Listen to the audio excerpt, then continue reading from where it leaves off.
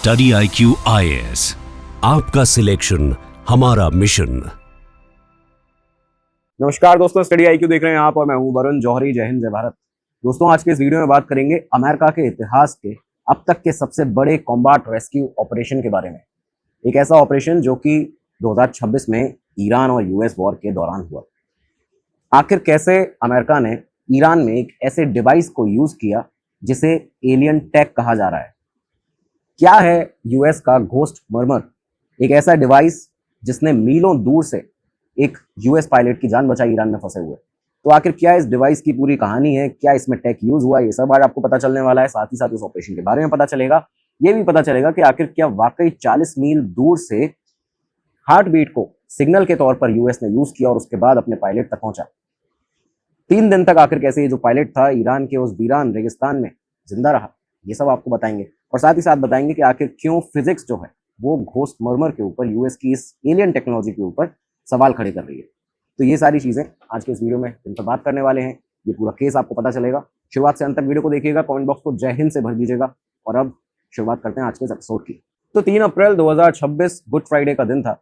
Iran के south west area के अंदर रेगिस्तान और पहाड़ों के बीच में एक ऐसा एरिया है, एक ऐसा सेक्टर है जहाँ पे इंसान से ज्यादा वहाँ पे पत्थर, वहाँ पे जो हवाएं हैं, वीराना है, सिर्फ वही वहाँ पे देखने को मिलता है। इंसान बहुत बहुत कम रहते हैं वहाँ पे। तो इस एरिया में, उस सेक्टर में, साउथ वेस्ट ईरान के अंदर ऊपर आसमान में यूएस एयरफोर्स का एक जो 48 फाइटर विंग है यूएस एयरफोर्स की, उसका F-15E स्ट्राइक ईगल जो विमान था, जो प्लेन था, वो बहुत ही लो एल्टीट्यूड पर, लो लेवल पर यहाँ पे अपनी उड़ान भर रहा था। ईरान और यूएस की जो जंग चल रही थी उसके बीच में ही, उसके दरमियान में ही। अब आप देखिए कि ये जो प्लेन था बहुत नीचे उड़ रहा था। इस प्लेन में 2 लोग थे। पहला जो पायलट था उसका कॉल साइन था डूड 44 अल्फा, और उसके पीछे जो बैक सीट पर बैठा हुआ था वो था वेपन सिस्टम ऑफिसर, जिसका कॉल साइन था डूड 44 ब्रावो। तो ये दोनों लोग इस विमान के अंदर मौजूद थे। अब तक ये कहानी बताई जा रही थी यूएस के द्वारा, और ये कहा जा रहा था इस दिन से पहले तक वॉशिंगटन में कि आज तक ईरान जो है वो यूएस जेट्स को टच तक नहीं कर पाया है, उन तक पहुंचना तो दूर की बात है। ये सारी चीजें जब बताई जा रही थी, ये एक नैरेटिव यहाँ पे चल रहा था यूएस में। लेकिन 3 अप्रैल का ये जो दिन था दोस्तों, ईरान के साउथ वेस्टर्न ईरान में इस्फहान जो रीजन है, यहाँ पे अचानक से इस F-15E को, जो यूएस का जेट था, उसे ईरानियन डिफेंसेस का एक शोल्डर फायर्ड मिसाइल जो था उसने हिट किया। F-15E के जो ईगल F-15E था, इसके इंजन को ये मिसाइल जो थी हिट करती है, और इसके हिट करते ही कुछ ही सेकंड्स में ये देखा गया कि यूएस का ये एयरक्राफ्ट जलता हुआ एक आग का गोला बनकर नीचे तेजी से गिरने लगता है। ये पिछले 2 दशकों में पहली बार था कि ईरान ने किसी अमेरिकन जेट को अपनी जमीन पर गिराया हो। तो अब जैसे ही ईरान की इस मिसाइल ने यूएस के जेट को हिट किया, ये देखते ही कॉकपिट में बैठे हुए जो दोनों लोग थे, एक तो पायलट डूड 44 अल्फा और weapon system officer dude 44 Bravo, ये दोनों सेफली इजेक्ट करते हैं प्लेन से। इजेक्ट करते हुए अपने पैराशूट जो थे वो इन्होंने टचडाउन किए नीचे ईरान की धरती पर। पैराशूट 2 अलग अलग जगहों पे, अलग अलग डायरेक्शंस में गए थे। टचडाउन करने के बाद यूएस का जो रेस्क्यू नेटवर्क है, उसके तहत CACL जो बीकन डिवाइसेज इन लोगों को दिए जाते हैं, इन पायलट्स को, तो उस स्टैंडर्ड रेस्क्यू बीकन से ये लोग अपने सिग्नल भेजते हैं, दोनों के दोनों जो पायलट थे। और ये जो सिग्नल था ये पहुंचता है यूएस तक, और ये बताता है कि ये दोनों अभी जिंदा हैं। प्लेन जो है वो क्रैश हो चुका है, लेकिन दोनों अभी इस समय पर जिंदा है और ईरान की धरती पर है। इसके बाद अमेरिका ने जल्दी ही एक बोल्ड कॉम्बैट रेस्क्यू जो मिशन था, ऑपरेशन था, ये लॉन्च किया। इस ऑपरेशन के अंदर HH-60 हेलोस फाइटर एयरक्राफ्ट, सारे पायलट्स जो थे वो डूड 44 अल्फा को यहाँ पे एक इंटेंस फॉरवर्ड, आप देखिए स्ट्रेट फॉरवर्ड हेली पिकअप था, ये यहाँ पे बाहर निकाल लेते हैं ईरान से। पहला जो पायलट था जो कि फ्रंट सीट पर था वो इनको मिल चुका था, जो डूड 44 अल्फा था। लेकिन यहाँ पे इसको निकालने के बाद व्हाइट हाउस तक जो सिग्नल गया, जो मैसेज पहुंचाया गया, उसमें एयरफोर्स ने ये कहा था यूएस की कि 1 क्रू मेंबर सेफ, लेकिन दूसरे के बारे में रिपोर्ट में लिखा गया था स्टिल मिसिंग। वो जो दूसरा पायलट है डूड 44 ब्रावो, वो अभी भी ईरान की धरती पर है, और कहाँ है इसके बारे में हमें कोई अंदाजा नहीं है। अब दरअसल हुआ क्या था दूसरे पायलट के साथ कि जो डूड 44 ब्रावो दूसरा पायलट था, उसका पैराशूट जो था वो एक 7000 फुट ऊंचे रिज के ऊपर जाके गिरा था ईरान में, उस वीरान रेगिस्तान के अंदर। उस जगह पर देखा जाए तो वहां पे सिर्फ कंकड़ पत्थर, तेज चलती हुई हवा, और दूर से सुनाई देती हुई जो ईरानियन सर्च पार्टीज थी उनकी आवाज़ें सिर्फ यहाँ पे आती थी, उनकी गाड़ियों के इंजन की आवाज़ें यहाँ पे आती थी। तो यहाँ पे वो 7000 फीट की ऊंचाई पर ये जो पायलट था वो फंसा हुआ था। इस पायलट के बारे में बताते हैं कि ये एक वेपन सिस्टम ऑफिसर था, जैसा हमने आपको बताया, लेकिन यूएस का एक रिस्पेक्टेड कर्नल भी था, यूएस एयरफोर्स का। बुरी तरह से जख्मी था इस समय पर, क्योंकि जिस तरह से प्लेन क्रैश हुआ, प्लेन को हिट हुआ मिसाइल के द्वारा, उसके बाद ये पैराशूट से नीचे आया, तो इस समय पर बुरी तरह जख्मी था, ब्लीडिंग उसके हो रही थी और दुश्मन के इलाके में करीबन 200 मील अंदर ये फंसा हुआ था। और यहाँ पे इसके ऊपर हिफाजत के लिए इसके पास इसकी सिर्फ एक 9mm हैंडगन इसके पास मौजूद थी। तो ये सारी चीज़ें इसके बारे में बताई जाती हैं। अब इस समय तक क्योंकि ये जो खबर थी ये मीडिया के अंदर भी आ गई थी कि ईरान ने हिट किया है अमेरिका के एक यूएस के एक जेट को, और यहाँ पे 2 पायलट हैं जो कि ईरान की धरती पर गिरे हैं। ये सारी खबर आने के बाद ईरान की जो फोर्सेस थी उन्होंने तुरंत एक हंट शुरू कर दिया इन दोनों पायलट्स का। पहले वाले के बारे में तो बता दिया था यूएस ने कि हमने उसको रेस्क्यू कर लिया है, लेकिन दूसरे के बारे में अभी भी रिपोर्ट जो थी वो मिसिंग थी। तो ईरान की फोर्सेज अपने हंट पर लग जाती हैं। ईरान की फोर्सेज में IRGC भी हंट पर लगी हुई थी, बसेज जो मिलिशिया, बसेज मिलिशिया वो भी हंट पर था, लोकल अथॉरिटीज और सिविलियंस जो थे वो सब भी यहाँ पे उस पायलट की यूएस के उसकी तलाश में लग जाते हैं, क्योंकि यहाँ पे ईरान ने इसकी पकड़ पर, इसको पकड़े जाने पर करीबन $66,000 का, $66,100 का इनाम रख दिया था। ईरान का कहना था कि जो भी इसको पकड़ कर लाएगा इस पायलट को, ये जिस भी जगह पर है ईरान के रेगिस्तान के अंदर या जिस भी जगह, उसको $66,100 का इनाम मिलेगा। इसके बाद ये देखा गया, क्योंकि ये 2026 है, 2026 में ईरान यूएस की जंग जो थी ये चल रही थी, सोशल मीडिया पर ये देखा गया कि अलग अलग जगह वीडियोस वायरल होने लगे, वीडियो क्लिपिंग्स आने लगी। कई जगह देखा जाता था कि जो आम सिविलियंस हैं वो पहाड़ों पर यहाँ से वहाँ भाग रहे हैं, देख रहे हैं, डूड 44 ब्रावो जो यूएस का पायलट है उसको ढूंढ रहे हैं लगातार कि किसको ये पैसा मिलना चाहिए। अब इस बीच में ये जो पायलट ब्रावो था, क्योंकि वो यहाँ पे सेरे टेक्निक जानता था, survival, evasion, resistance and escape, तो पूरी तरह से इसमें एक्सपर्ट था, यूएस का एक रिस्पेक्टेड कर्नल था, सीनियर था, एक्सपीरियंस था, तो उसने ये सारी जो टेक्निक्स थी इनको यूज करना शुरू किया अपने सर्वाइवल के लिए। इस दौरान उसने बोइंग मेड जो कम्बाट सर्वाइवर एवेडर लोकेटर है, CACL जिसको कहा जाता है, CACL बीकन, यूएस के CACL बीकन को भी उसने ऑन किया। लेकिन यहाँ पे जो CACL बीकन है इसके बारे में आपको समझना बहुत जरूरी है। देखिए जो CACL बीकन है ये एक ऑर्डिनरी डिस्ट्रेस रेडियो सिग्नल की तरह काम नहीं करता है सर। ये एक encrypted GPS enabled two way data और वॉइस कैपेबल एक फीचर जो है इसमें, उसकी वजह से एक वॉइस कैपेबल स्मार्ट बॉक्स है। तो ये जो क्या करता है कि डायरेक्टली यूएस को, जो इसके रेस्क्यू सेंटर्स हैं, उनसे बात करता है, और अगर यहाँ पे कोई भी पायलट फंसा है कहीं पे, तो अगर वो सिग्नल CACL के द्वारा भेजेगा तो बिना दुश्मन को पता चले ये सिग्नल सीधा इंक्रिप्टेड चैनल्स के जरिए यूएस तक पहुंचेगा। तो इससे बचा जा सकता था किसी भी दुश्मन से। लेकिन यहाँ पे दिक्कत ये थी कि ब्रावो क्योंकि बहुत ज़्यादा अंदर था ईरान में, और अगर वो लगातार इसे यूज़ करेगा CACL बीकन को, तो ना सिर्फ ये यूएस तक सिग्नल भेजेगा, बल्कि ये भी हो सकता है कि ईरान के जो RF सिग्नल है वो इसको स्निफ कर लें, उसको एक रफ फिक्स उसका बना लें कि वो कहाँ पे हो सकता है, और या फिर उसका एक ट्रैप भी बना सकते हैं, तो वो भी उस तक पहुँच सकते हैं। तो इस वजह से वो इसको ज़्यादा यूज़ भी नहीं कर सकता था। इसीलिए ये जो ब्रावो था वहाँ फंसा हुआ ईरान में, इसने क्या किया कि इंटरमिटेंट ट्रांसमिशन स्ट्रैटेजी को यूज़ करना शुरू किया। ये क्या करता था कि कभी जिस जगह पर ये छुपा हुआ था वहाँ से कभी हाई ग्राउंड पर चला जाता था, हाई ग्राउंड पर जाके कुछ सेकंड्स के लिए बीकन को ऑन करता था, वहाँ से सिग्नल भेजता था, एक छोटा सा इंक्रिप्टेड मैसेज भेजता था, पुश करता था उसे, और उसके बाद फिर से कहीं किसी जगह पर, किसी पत्थर और एक चट्टान के बीच में कहीं छोटी सी जगह जहाँ उसको दिखती थी वहाँ पे छुप जाता था, वहाँ पे घुस जाता था, सन्नाटे में पूरी तरह से गायब हो जाता था। तो ये सारी चीज़ें थी जो कि ये लगातार कर रहा था। इस बीच में वॉशिंगटन जो था, जहाँ पे ये सब लोग ऑपरेशन के बैठे हुए थे यूएस के फोर्सेस के, उन लोगों तक जितने भी ये सिग्नल पहुंचते थे उनके लिए ये बहुत एक कंफ्यूजन की तरह काम कर रहा था, क्योंकि कभी कभी ये सिग्नल आता था, कभी कभी नहीं आता था, और हर एक मैसेज के साथ उन्हें ये चेक करना पड़ता था कि क्या ये असली जो एयरमैन हमारा जो पायलट है उसी का मैसेज है या फिर एक ईरानियन स्पूफ है, क्या ईरान को इस तरह का ट्रैप तो नहीं बिछा रहा है कि और ज़्यादा यूएस की जो फोर्स है वो यहाँ पे आए, उसके बाद उनको पकड़ लिया जाए, उनके ऊपर अटैक किया जाए। तो ये भी चीज़ें वेरीफाई करनी थी। तो इस वजह से पायलट ब्रावो 44 जो था, उसके जो थोड़े बहुत सिग्नल यहाँ पे यूएस की टीम्स के पास पहुंच रहे थे, उससे उसकी एग्जैक्ट लोकेशन बिल्कुल भी अमेरिका को मिल नहीं पा रही थी। लगभग यहाँ से 2 दिन निकल जाते हैं। इन 2 दिनों तक जो ब्रावो था, जो पायलट था, वो एक बहुत ही पतले पहाड़ के बीच में, मतलब आप ये देखिए कि एक पहाड़ है और दूसरा पहाड़ है, उसके बीच में जो एक छोटी सी जगह होती है उसके अंदर छुपकर ये लगातार रहा है 2 दिन तक।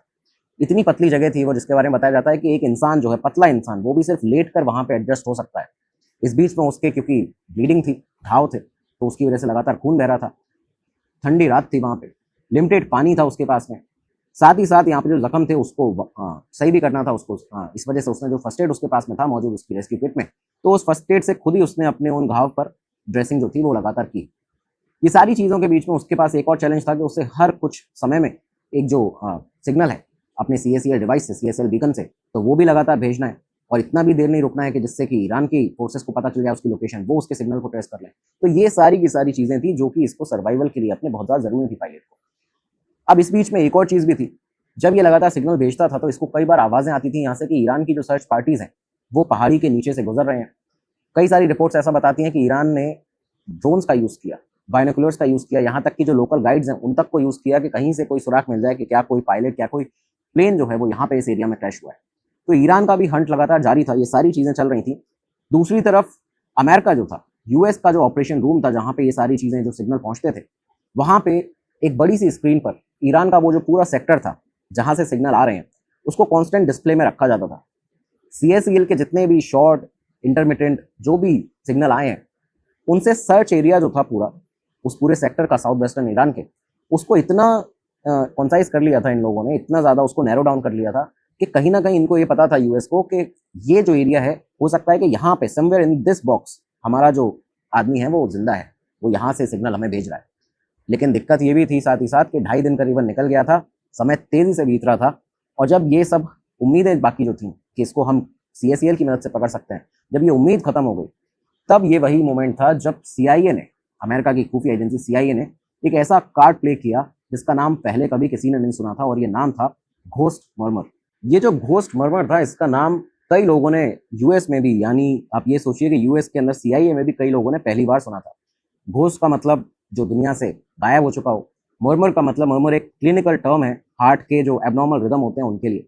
तो ये जो दो शब्द हैं इनको मिला के बना घोस्ट मर्मर।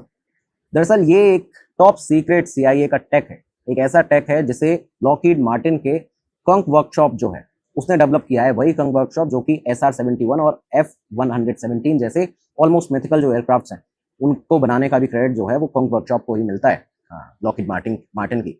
तो ये जो सारी चीज़ें हैं यहीं से इसको सीआईए ने अपना बनाया था घोस्ट मर्मर को।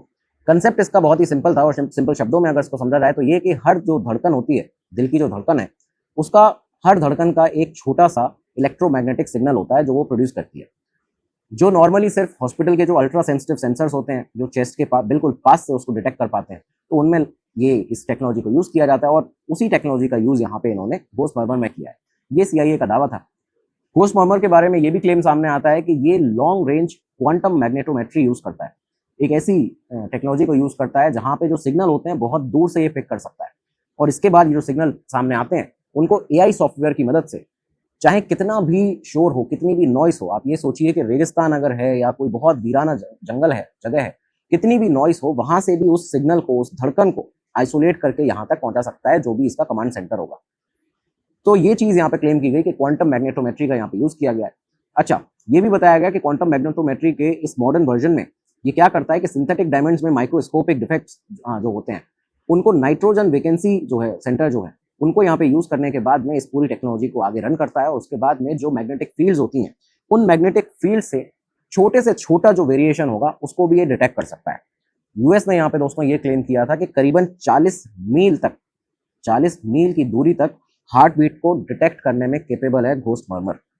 ये एक बहुत बड़ा क्लेम जो कि अमेरिका ने यहाँ पे किया, और इस रेस्क्यू ऑपरेशन में अमेरिका ने बताया कि हमने जो डिज़ाइन है घोस्ट मर्मर का, उसके अकॉर्डिंग उसके जो एनवी बेस्ड सेंसर्स हैं उन्हें ब्लैक हॉक हेलीकॉप्टर्स पर माउंट करके यहाँ पे आगे भेजा था, टेस्ट किया था। ये पहला टेस्ट था आप सोचिए, और पहली दफ़ा ही ये हो रहा था। क्यों? क्योंकि यूएस का एक पायलट जो है वो ईरान में फंस गया था 3 अप्रैल साल 2026। तो यहाँ पे ब्लैक हॉक हेलीकॉप्टर्स जो हैं उनके ऊपर इसको अटैच करके, इसके जो सेंसर्स हैं एनवी बेस्ड, उनको अटैच करके यहाँ पे आगे भेजा गया। इसके बाद हुआ ये कि ईरान का वो जो वीराना रेगिस्तान था वो दरअसल यहाँ पे अमेरिका के लिए क्लियर एनवायरनमेंट की तरह साबित हुआ। वहाँ ना तो कोई बिजली थी, ना कोई बिजली की लाइन्स थी, ना ही कोई ज़्यादा लोग थे, और साथ ही साथ क्योंकि 2.5 दिन निकल गए थे, तो ये जो अगला दिन आने वाला था, जो तीसरा दिन, इस दिन की जो रात थी, बताया जाता है कि इस रात को सबसे बड़ा सिग्नल मिला। हुआ ये कि जो मेनली इसके अकॉर्डिंग, घोस्ट मर्मर के अकॉर्डिंग बताया गया है यूएस के द्वारा, कि जो इंसान की ह्यूमन बॉडी है, रात के समय पर जो थर्मल कॉन्ट्रास्ट एक यहाँ पे देखने को मिलता है सिग्नल के अंदर, उसकी जो धड़कन है उसने सीआईए को यहाँ पे कंफर्म एक हिंट दे दिया था कि जो उनका पायलट है वो यहाँ पे करीबन 7000 फीट ऊपर एक दरार है, एक बहुत बड़ी चोटी है, एक खाई जैसी जगह है, वहाँ पे उस दरार के अंदर छुपा हुआ है ईरान में। क्योंकि उन्होंने पहले ही एक पूरा नैरो डाउन कर लिया था एरिया, उस एरिया के अंदर ही इन्होंने घोस्ट मर्मर को यूज़ करना शुरू किया, उस एरिया तक ही अपने ब्लैक हॉक हेलीकॉप्टर भेजे, और तब जाके इन्हें वो जो इनका पायलट था उसकी हार्ट बीट से, उसकी दिल की धड़कन से ये पता चल गया था कि 7000 फीट ऊपर जो खाई है, एक दरार है, वहाँ पे ये इनका पायलट जो है वो छुपा हुआ है। अब जैसे ही ये जो 40 मील की हार्ट बीट को हम ट्रैक कर लेते हैं, ये जो क्लेम था अमेरिका का, जब ये सामने आया, मीडिया के सामने आया, तो फिजिक्स कम्युनिटी ने यहाँ तुरंत इस पर सवाल उठाने शुरू किए। उन्होंने कहा कि वाकई ऐसा हो सकता है। कई साइंटिस्ट थे ऐसे जिन्होंने क्लेम किया और ये पॉइंट आउट किया कि हार्ट की जो मैग्नेटिक फील्ड है वो इतनी वीक होती है कि 1 मीटर के डिस्टेंस पर भी सिग्नल जो है वो 1000 टाइम्स कम हो जाता है। किलोमीटर्स तो छोड़ो, मील छोड़ो, ये मतलब बहुत कम जो डिस्टेंस है उसको भी ये कैप्चर नहीं कर सकता। ये सिग्नल अनइमेजिनेबल है कि इतनी सेंसिटिविटी किसी चीज़ की हो, किसी डिवाइस की हो। तो साइंस ने इस पर सवाल खड़े करने शुरू किए। खुद ये टेक्नोलॉजी की चीज़ थी, फिर भी यूएस के द्वारा बताई गई थी। खैर, जो भी एग्जैक्ट फिजिक्स हो यहाँ पे, इस पर आगे जो भी ऑपरेशन होंगे या जो भी आगे इस पर खुलासे होंगे तब पता चलेगा। लेकिन एग्जैक्ट जो भी फिजिक्स हो, इस ऑपरेशन स्टोरी में एक चीज़ बताई जाती है कि बार बार वो जो पायलट था, हर बार डूड ब्रावो 44 ब्रावो जो था, उसने लगातार अपने जो CACL से ट्रांसमिट करके सिग्नल्स भेजे थे, उसने कई बार बाहर निकल के जो सिग्नल भेजे थे, वहां से गोस्ट मर्मर को बहुत ज़्यादा हेल्प मिली है इसको कैप्चर करने में, इसको ट्रैक करने में। अब ये सब चीज़ें जब यहाँ पे हुई, इसी के बाद CIA के डायरेक्टर जॉन रैटक्लिफ ने प्रेसिडेंट डोनाल्ड ट्रंप को एक ब्रीफिंग दी और उस ब्रीफिंग में बताया गया कि सर, हमारा जो पायलट है, जो टारगेट है, वो मिल चुका है। और यहीं से इसके बाद एक मैसिव डिसेप्शन कैंपेन जो था उसकी शुरुआत अमेरिका ने यहाँ से कर दी थी। अमेरिका ने अब अपना ये जो ऑपरेशन था, रेस्क्यू ऑपरेशन, इसको शुरू किया। लेकिन यहाँ पे ये सिर्फ एक रेस्क्यू ऑपरेशन नहीं होने वाला था। यहाँ अमेरिका ने टेक के पैरेलल एक और साइलेंट फ्रंट खोला, इंफॉर्मेशन वॉरफेयर का। इंफॉर्मेशन वॉरफेयर को यहाँ पे किस तरह से यूज़ किया गया, रिपोर्ट्स के मुताबिक बताते हैं कि CIA ने, खुफिया एजेंसी ने अमेरिका की, ईरान के अंदर कुछ कंट्रोल लीक्स और रूमर्स चलाए। इस तरह के रूमर्स थे ये कि कहा गया, अचानक से कई सारी खबरें आने लगी कि अमेरिका ने जो दूसरा एयरमैन है उनका, जो दूसरा पायलट है, उसको भी ऑलरेडी ढूंढ लिया है। अब इस समय तक ये क्यों किया गया ऐसा? क्योंकि पहले से ही ईरान के जो हंटर्स थे, जो ईरान की फोर्सेस थी, वो लगातार इस पायलट को ढूंढ रही थी। ये इसलिए किया गया ताकि जो लोकल सर्चर्स थे उनको गलत डायरेक्शन में भेजा जाए। उनको या तो ये पता चल जाए कि ये पहले से इसको पकड़ चुके हैं, तो अब इसको ढूंढने का कोई मतलब नहीं है। तो ये सारी चीज़ें की गई और साथ ही साथ यहाँ पे US और इजरायली स्ट्राइक्स को कुछ इस तरह से डिलिबरेटली डाइवर्ट किया गया, जिससे कि एक डिज़ाइन ऐसा बनाया जा सके कि जहाँ पे जो ईरानियन फोर्सेज हैं, अगर उसको अब भी ढूंढ रही हैं, तो उन्हें डाइवर्ट कर दें। इसके लिए जेरूसलम पोस्ट के एक इजरायली इंटेलिजेंस सोर्स ने यहाँ पे क्लेम किया है कि IDF ने ऐसे टारगेट्स को हिट किया इस दौरान में, उस दिन पे जब इसको रेस्क्यू किया गया पायलट को, जिससे कि IRGC जो है उसे क्रैश एरिया से, जहाँ पे ये जो पायलट है जिसकी लोकेशन इन्हें पता चल गई थी US को, उस एरिया से दूर खींच लिया जाए। इसका रिजल्ट यही हुआ कि जहाँ ईरानियन साइड को ये लग रहा था कि वो जो एयरमैन है, जो पायलट है, वो यहाँ पे हो सकता है, ग्राउंड रियलिटी पर वो वहीं पर था। लेकिन इन लोगों के ऊपर इस तरह से इसराइल और US के साथ का एक जॉइंट ऑपरेशन ऐसा था जिसमें ऐसी स्ट्राइक की गई जिससे कि उस एरिया से ये दूसरी जगह पर डाइवर्ट हो गए। यहाँ पे US को एक पूरा स्पेस मिला, एक पूरा रूम मिला, जिससे कि वो अपने ऑपरेशन को आगे बढ़ा सके। संडे को रेस्क्यू का जो सबसे डेंजरस पार्ट था वो अब यहाँ पे शुरू होता है। US स्पेशल फोर्सेज ने, उनकी रिपोर्ट के हिसाब से, नेवी सील्स और जो दूसरे एलिट यूनिट्स थे, जिसमें कई सारे मल्टीपल एयरक्राफ्ट्स को यूज़ किया गया, कई हेलोस को यूज़ किया गया, इन सब पर चढ़ने के बाद बताते हैं कि नेवी सील्स के कई सारे ऐसे ऑफिसर्स थे, सोल्जर्स थे, जो इन एयरक्राफ्ट पर चढ़ते हैं। और यहाँ तक कि डोनाल्ड ट्रंप के मुताबिक भी, उनके स्टेटमेंट के मुताबिक भी, इस रेस्क्यू ऑपरेशन में 155 एयरक्राफ्ट जो थे उन्हें इस मिशन में इन्वॉल्व किया गया। 4 बॉम्बर्स थे, डजन्स ऑफ फाइटर्स यहाँ पे इन्वॉल्व हुए, 48 टैंकर्स को यूज़ किया गया, 13 रेस्क्यू एयरक्राफ्ट थे और बाकी जो सपोर्ट सिस्टम था, जो सपोर्ट प्लेटफॉर्म्स थे, उनका यहाँ पे यूज़ किया जाता है। अब स्टार्ट इस तरह से हुआ ये ऑपरेशन, जहाँ पे ईरान के अंदर, डीप इनसाइड ईरान, एक छोटा सा एबंडेंट एयर स्ट्रिप था, उसे फॉरवर्ड बेस की तरह यूज़ किया अमेरिका ने। यहाँ से ही C-130 ट्रांसपोर्ट प्लेन्स जो थे, हेलोस जो थे, इन्हें यहाँ पे रखा जाता है, इन्हें लैंड कराया जाता है। लेकिन जब ये यहाँ से टेक ऑफ करने वाले थे फाइनल ऑपरेशन के लिए, तो US के साथ एक बार फिर से वही हुआ जो कई बार पहले भी हम देख चुके हैं। US के जो प्लेन जाते हैं, जो हेलीकॉप्टर्स जाते हैं, वो कहीं ना कहीं उनमें से 1-2 ऐसे होते हैं जो कि क्रैश होते हैं, साइट पे ही, ऑन साइट क्रैश होते हैं। यही चीज़ यहाँ पे भी हुई। इस मिशन में एक रुकावट इसी तरह से आई कि 2 अमेरिकन रेस्क्यू एयरक्राफ्ट जो थे, रिपोर्ट के मुताबिक उन्हें C-130 बताया जाता है, जब ये इस रीजन से, जो इन्होंने एक सेफ एयर स्ट्राइक बनाई थी टेक ऑफ करने के लिए, यहाँ पे क्योंकि बहुत ही नरम मिट्टी थी, उस वजह से यहाँ पे टेक ऑफ के टाइम पे ही ये यहाँ पे धंस जाते हैं, टेक ऑफ कर नहीं पाते। इस वजह से US जो था उसने अपने इन दोनों जो C-130 थे, इनको ध्वस्त कर दिया। क्योंकि जब यहाँ पे देखा गया कि ईरान की जो फोर्सेज है वो आसपास ही हैं, तो US ने एक स्टैंडर्ड, क्योंकि ये प्रैक्टिस होती है कि जिसके तहत जो दोनों प्लेन थे उनको वहीं पे बॉम्ब से उड़ा दिया जाता है, जिससे कि जो सेंसिटिव टेक्नोलॉजी है अमेरिका की, वो ईरान के पास ना पहुंचे या किसी दुश्मन देश के पास ना पहुंचे। ये कोई भी जो फोर्सेज होती हैं वो यही करती हैं। तो ये सारी चीज़ें की गई। स्टार्टिंग में ही एक दिक्कत आ चुकी थी अमेरिका को। जब ये ध्वस्त किए गए दोनों प्लेन जो कि टेक ऑफ नहीं कर पाए थे, क्रैश हो गए थे एक तरह से टेक ऑफ के टाइम पर ही, तो यहाँ पे ईरान ने अपनी तरफ से एक नैरेटिव पुश करना शुरू किया। ईरान ने कहा कि हमने यूएस के जो प्लेन्स थे उनको शूट डाउन किया है, उनको यहाँ पे खत्म किया है और ये जो एस्केप मिशन था इनका ये फॉइल हो चुका है, इसको हमने फेल कर दिया है। प्रेसिडेंट ट्रंप के इग्नोरेंस की तरफ इशारा किया ईरान ने कि ये अपना एक ऑपरेशन जो है उसको भी ठीक से नहीं चला पाते हैं। हालांकि यूएस ने इसको रिजेक्ट करते हुए यही बताया कि ये एक ऑपरेशन स्टैंडर्ड प्रैक्टिस है, हमने हमारे जो दोनों प्लेन्स थे वो क्योंकि टेक ऑफ ही नहीं कर पाए तो इस वजह से उन्हें ध्वस्त किया, उन्हें बम ब्लास्ट किया, जिससे कि यहाँ पे जो हमारी सेंसिटिव टेक्नोलॉजी है, सेंसिटिव गियर्स हैं, वो एनिमी के हाथ में ना लगे। अब जब ये सब यहाँ पे चल रहा था तो इस बीच आप ये सोचिए कि दूसरी तरफ जो पायलट था जो फंसा था, तब से 3 दिन अब तक हो चुके थे, पायलट डूट 44 ब्रावो, यहाँ पे उसे क्योंकि 3 दिन थे, 3 दिन हो चुके थे, वो पूरी तरह से जख्मी था, ब्लीडिंग उसके हो रही थी। इसके बावजूद वो लगातार अभी भी जो CACL अपना जो उसका डिवाइस था बीकन, उससे सिग्नल भेज रहा था, क्योंकि उसे नहीं पता था कि यूएस की फोर्सेज उसको ट्रैक कर चुकी हैं। उनके पास घोस्ट मर्मर एक डिवाइस है, उसको भी इसकी जानकारी नहीं थी। घोस्ट मर्मर से उसको ट्रैक कर लिया गया है, लेकिन वो स्टिल आके ऊपर पहाड़ी पर अपने सिग्नल भेजता था, फिर वापस जाके छुप जाता था। ये सब चीज़ें चलती हैं।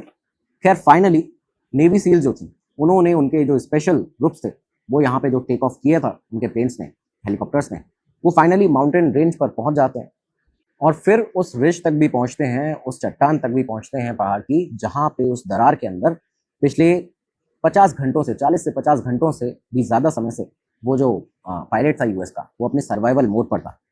फाइनली जब रेस्क्यू टीम्स यहाँ तक पहुँचती हैं, देखती हैं कि वो जो पायलट है उनका वो अभी भी आर्म्ड है, उसके पास 9mm की जो हैंडगन है वो मौजूद है, अलर्ट है, रिस्पॉन्सिव है, ट्रेनिंग ने यहाँ पे काम किया। 3 एक्स्ट्रा एयरक्राफ्ट इसके बाद भेजे जाते हैं, जो रिपोर्ट है सामने बताती है 3 एक्स्ट्रा एयरक्राफ्ट भेजे गए। एक्सट्रैक्शन जो पॉइंट था वहां तक उस कर्नल को, उस पायलट को लेकर आया जाता है, ब्रावो को, एयरक्राफ्ट में उसको लोड किया जाता है। एक टाइट कॉरिडोर के थ्रू जो नेवी सील्स थी वो ब्रावो को फाइनली ईरान से बाहर कुवैत बेस पर लाती हैं। कुवैत बेस पर उसको ले जाया गया। यहाँ पे यूएस का एक मेडिकल फैसिलिटी थी, उस मेडिकल फैसिलिटी में उसको ले जाके ट्रीटमेंट उसका स्टार्ट होता है। फाइनली यहाँ पे जाके 3 दिन का पूरा वक्त लगा, लेकिन 3 दिन के बाद में अमेरिका ने ये मीडिया में लीक किया और ये खबर सामने आई कि 2nd एयरमैन रेस्क्यूड। ये CIA के द्वारा खबर चलाई गई थी, बताई गई सामने, दुनिया में ये खबर तेजी से फैलने लगी कि जो दूसरा पायलट था उसको भी यहाँ पे रेस्क्यू कर लिया गया है।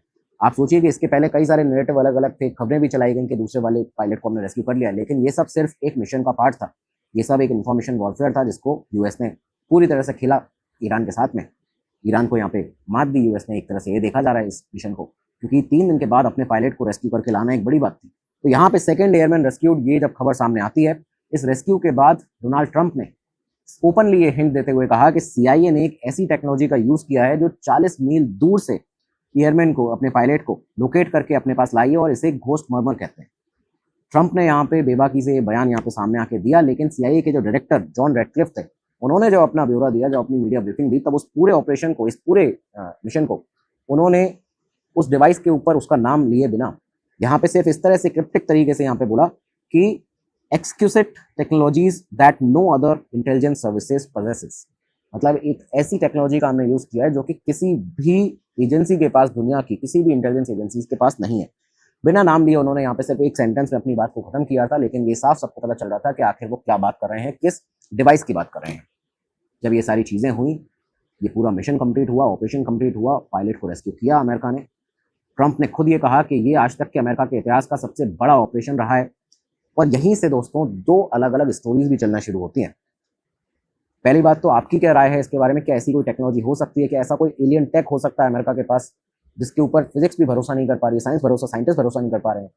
और एक और चीज़ कि क्या ये वाकई ऐसी टेक्नोलॉजी एग्जिस्ट कर सकती है जो 40 मील दूर से हार्ट बीट को एक सिग्नल की तरह यूज़ कर पाए, उसको डिटेक्ट कर पाए।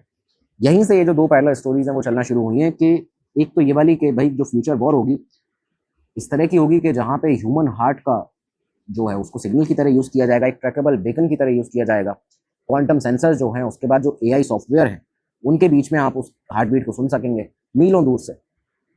ये वाली एक थ्योरी है। और दूसरी थ्योरी है इस तरह की कि फिजिक्स जहाँ पे बोलती है कि 40 मील दूर से हार्ट बीट जो है उसका क्लेम जो है वो पूरी तरह से फेक है, ऐसा कभी हो नहीं सकता, ये अनइमेजिनेबल है। कौन सी थ्योरी सही है ये आप बताएंगे कमेंट सेक्शन में, कमेंट बॉक्स को जय हिंद से भर दीजिएगा। ये आज का एपिसोड था, अगले एपिसोड में मिलेंगे, तब तक के लिए दीजिएगा नमस्कार, धन्यवाद, जय हिंद जय भारत। स्टडी IQ IAS, आपका सिलेक्शन हमारा मिशन।